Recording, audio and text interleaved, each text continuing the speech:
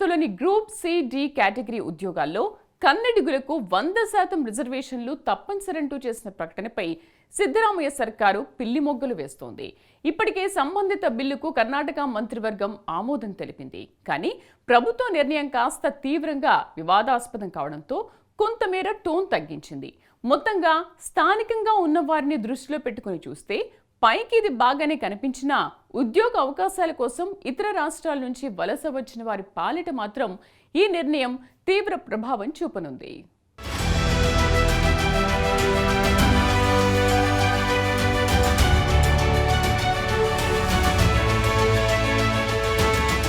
కర్ణాటక ప్రభుత్వం కీలక నిర్ణయం తీసుకుంది.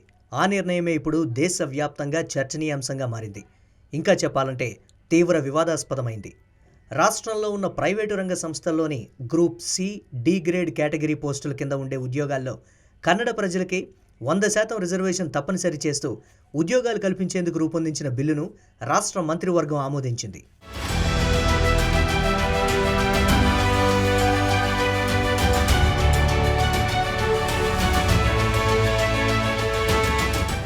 కర్ణాటక రాష్ట్ర ఉపాధి బిల్లు 2024 పేరుతో రూపొందించిన ఈ బిల్లు ద్వారా స్థానికతకు పెద్దపీట వేసింది సిద్ధరామయ్య ప్రభుత్వం. అయితే గతంలోనూ పలుమార్లు లోకల్ నినాదం వినిపించారు ముఖ్యమంత్రి సిద్ధరామయ్య. ఈసారి ఆ దిశగా మరింత ముందడుగు వేశారన్న అభిప్రాయం వ్యక్తమవుతోంది.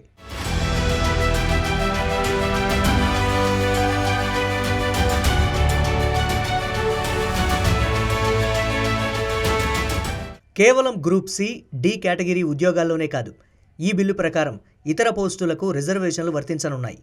మేనేజ్మెంట్ పోస్టుల్లో 50%, నాన్ మేనేజ్మెంట్ క్యాడర్లో 75% స్థానిక అభ్యర్థులను నియమించడం తప్పనిసరి చేస్తూ ఈ బిల్లును రూపొందించారు. కన్నడ ప్రజలకు సొంత రాష్ట్రంలోనే ఉద్యోగాలు వచ్చేలా చూడటం, స్వరాష్ట్రంలోనే మంచి జీవనం సాగించేలా అవకాశాలు కల్పించడమే లక్ష్యంగా ఈ మేరకు నిర్ణయం తీసుకున్నట్లు చెబుతున్నారు అధికార పార్టీ నేతలు. Industries issues also will be addressed. So there is a confusion. Wherever there is skill, wherever there is talent, wherever there is administrative this one. So wherever there is an equal opportunity, both are on the same footing. There it was an advisory thing what was addressed by told by Mr. Mohammed Mohsin, but there had been a confusion.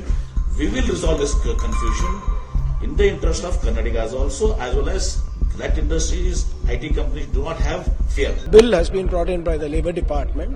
They are yet to consult with the industry, the Minister of Industry and the Department of Information Technology. I'm sure that before coming up with the rules of the bill, they will have due consultations with the respective ministries and more importantly, a wider consultation with the industry. So there is no need to panic. We are going to safeguard the jobs for the state as well as encourage investments in the industries with their consultation. Karnataka population, especially Bangalore population, has gone 1.4 crores only because outsiders coming here. They are working here. We don't want to harm anyone. We are just looking, we will give them a scope. There are some suggestions which has come on this issue. We are just looking at it.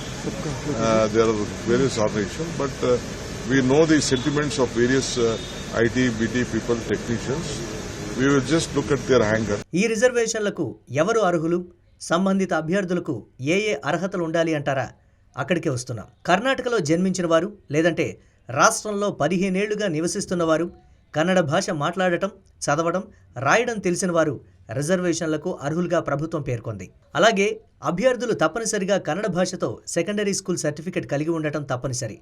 లేదంటే ప్రభుత్వం notify చేసిన nodal agency ద్వారా నిర్దేశించిన మేరకు కన్నడ ప్రావీణ్యం పరీక్షలో ఉత్తీర్ణత సాధించాల్సి ఉంటుంది.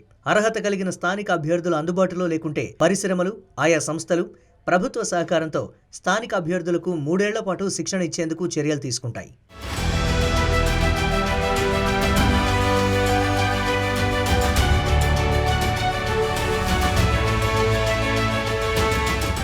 కర్ణాటక మంత్రివర్గం ఆమోదించిన ఈ బిల్లుపై పారిశ్రామిక వర్గాలు తీవ్ర అసహనం వ్యక్తం చేశాయి. ఇలాంటి నిర్ణయాలతో కంపెనీలు రాష్ట్రం నుంచి వెళ్లిపోతాయంటూ అభిప్రాయపడ్డారు కార్పొరేట్లు. ఇది పూర్తిగా వివక్షతతో కూడినదంటూ అభిప్రాయపడ్డారు ఇన్ఫీ మాజీ CFO Mohan Das Pai. Now this is draconian, illegal. There are no dearth of jobs in Karnataka. There is no discrimination against anybody. You ask any employer, when they hire people, they see whether you pass this test or you got a skill, whether you're a male or female, they don't care. Whether you come from anywhere, they don't care. So long as the Indian citizen, they give you a job. Now ask yourself, if you look at the conditions, whether you will be a local. There are many people from the minority communities who have studied Urdu. They don't have Kannada in their school leaving certificate. So will they all be discriminated because they are not local? They're beating their own constituents, own supporters. If you want to promote Kannadigas for jobs, spend more money on higher education, train them, spend more money on skill development, spend more money on internships, spend more money on apprenticeship programs, so they all become skilled. Not like this.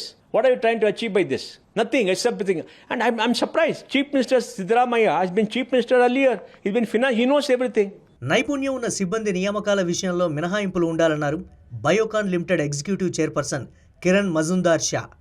సాంకేతిక రంగంలో కర్ణాటక అగ్రస్థానంలో ఉందని, దానిని ప్రభావితం చేసే బిల్లును అనుమతించవద్దని సూచించారు.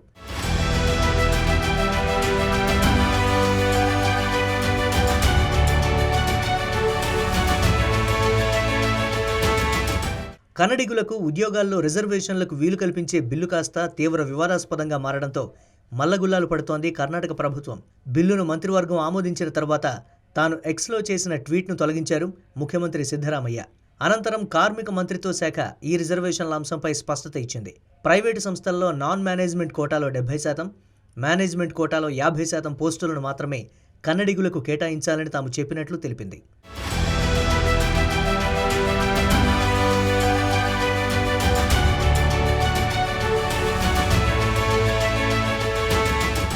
ఉద్యోగాల్లో స్థానికతకు పెద్దపీట వేస్తూ ఆయా రాష్ట్ర ప్రభుత్వాలు నిర్ణయాలు తీసుకోవడం కొత్తేమీ కాదు. గతంలోనూ హర్యానా, మధ్యప్రదేశ్, ఆంధ్రప్రదేశ్ సహా పలు రాష్ట్రాల్లో ప్రైవేటు సంస్థల్లో స్థానికులకు పెద్దపీట వేస్తూ నిర్ణయాలు తీసుకున్నాయి. అయితే సరిగ్గా అమలు చేశాయా లేదా అన్న సంగతి పక్కన పెడితే అసలు పూర్తి స్థాయిలో 100% రిజర్వేషన్ అనడంతోనే సమస్య మొదలైంది.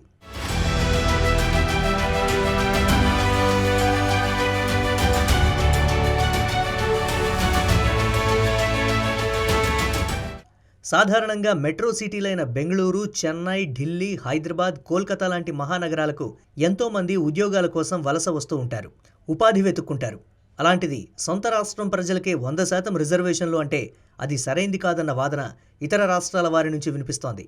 ఈ విషయంలో కర్ణాటక ప్రభుత్వం పునరాలోచన చేయాలన్న డిమాండ్లు అన్ని రాష్ట్రాల ప్రజల నుంచే కాదు, కార్పొరేట్ల నుంచి వినిపిస్తున్నాయి.